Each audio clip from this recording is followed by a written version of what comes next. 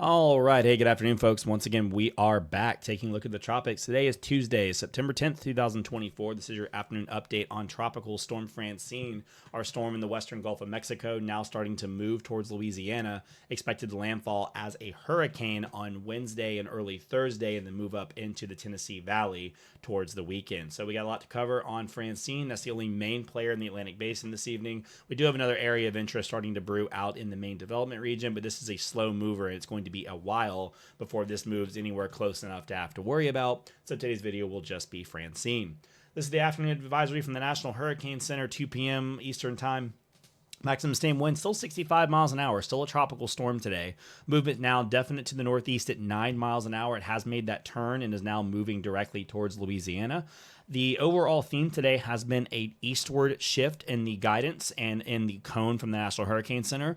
This was expected to come in closer to Vermilion Bay or Intercoastal City this morning and is now forecasted to move down the coast quite a bit. We've seen adjustments about 40, 50 miles to the east, so now it looks like more Morgan City, Louisiana, with some more significant impacts for parts of eastern Louisiana, New Orleans, and the Mississippi Gulf Coast. This afternoon, hurricane warnings were extended all the way to Grand Isle, Louisiana, and tropical storm warnings were set for the Mississippi Gulf Coast up to the border with Alabama.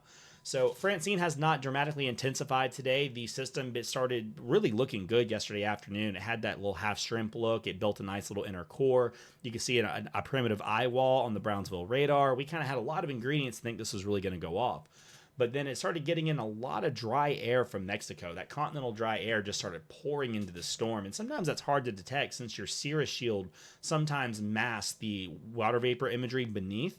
And now on visible satellite imagery today, we can clearly see this finger of dry air wrapping all the way into the storm to the point where if you look right here, you can actually see a window of the low-level cloud flow around the core of that storm that's not even really associated with or was kind of getting it through that cirrus shield aloft. So there's definitely not a very robust CDO at play here, and there's definitely a lot of dry air invading that storm. We also saw a significant burst of convection get ripped away from the storm and move off. And while that's only loosely associated with the wind shear that's more up here, it still robbed Francine of a lot of deep convection, and now that's going to have to rebuild and restart. And although Francine is still enjoying very favorable conditions for that, dry air is a thing that it has to take time to mix out. And when the storm isn't particularly strong yet, that's going to be more of a hindrance. If Francine was already a well-built hurricane, it would be able to fend off this dry air. But because it's not very well built yet, the dry air is able to infiltrate the storm. It's kind of like if you had a boat and it was already built, it can resist the water. But if you have holes you're still trying to patch and the water's getting in, it makes things a lot harder. It's the best analogy I could use there.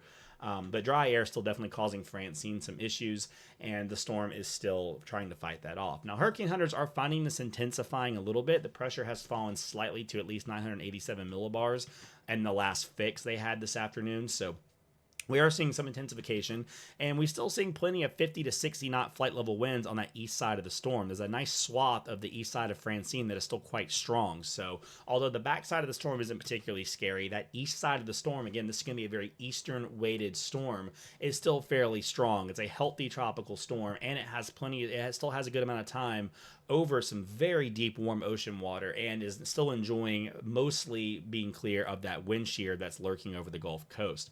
So to time this out for you a little bit, we have the HFAST-B model overestimating intensity, I think, a little bit, but a good idea of what's going on. It kind of sees that dry air right now. You see kind of the eastern side of the storm built up. The western side kind of has that hole in it. It does forecast that to start to wrap around and more intensify, but it kind of keeps that dry air theme throughout the rest of the trek through the Gulf of Mexico.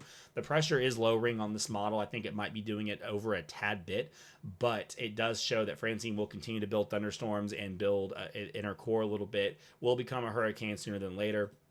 We get this around 12Z on Wednesday. I think this is going to be about the peak of Francine's intensity. Whatever the storm is Wednesday morning will likely be what it landfalls as. You can see this. The model is trying to build the backside of the storm, but it still has these little pockets of holes of drier air. So again, never fully mixes out, but looks the healthiest probably tomorrow morning as a hurricane, and then begins to level off a little bit in terms of pressure, and then comes into landfall late on Wednesday night, probably like 7, 8 o'clock or so. This will be moving on shore. And again, that landfall point right now, east of Vermilion Bay, it was over here this morning, and now the landfall looks much more like like it's going to be towards eastern Louisiana.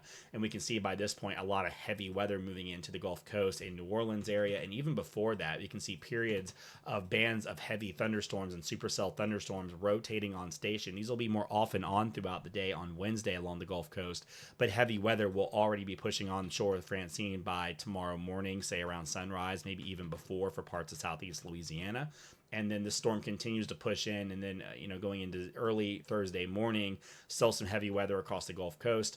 And then by 9 to 12Z, we see this start to rotate up into parts of Mississippi, Alabama, more inland, but that severe weather tail still stuck out to the east, and that would likely traverse across the Florida Panhandle and bring heavy downpours and the threat of tornadoes to parts of western Florida, Pensacola, maybe even towards Eglin and points further east as it moves in. So this model, while not gospel, is a good representation of what this likely looks like for the Gulf Coast as it moves in. Again, hurricane conditions for southeast Louisiana, at least strong tropical storm conditions for New Orleans, and potential for some hurricane force gusts are in there.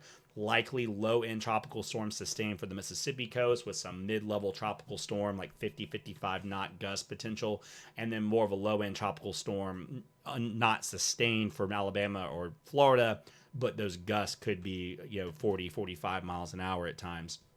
And kind of the same story for the inland counties as well we would have for over here. That's kind of what we have as far as like how this looks, some of the impacts to come. Vermilion Bay and regions to the east can still see a 5 to 10 foot storm surge. I think that the storm surge threat will be limited in terms of the peak surge, but and for some folks this is going to come down. I think they'll start trimming some of this western side because you guys will be on the back side of the storm.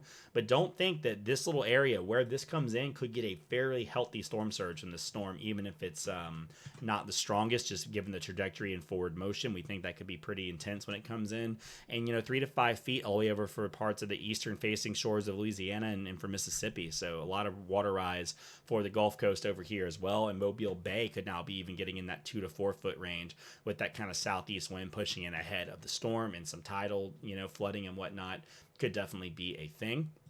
Rainfall is still kind of heavy, not the worst again, but pockets of 8 to 12 inches will be seen across Louisiana and maybe southwest Mississippi coastline, generally 4 to 6 for other folks, and then up to the north. This will be moving fast enough where it won't be a prolific rainfall event, but there'll be pockets of flash flooding, 2 to 4 inches, and mostly beneficial rain for Alabama, Mississippi, and some of Arkansas and northern Louisiana.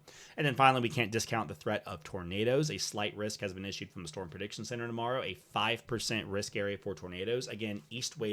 This will mostly be from New Orleans eastward. This will cover Mississippi's coast, Alabama's coast, and also parts of Pensacola, and some of western Florida could get in that severe tail I was telling you about.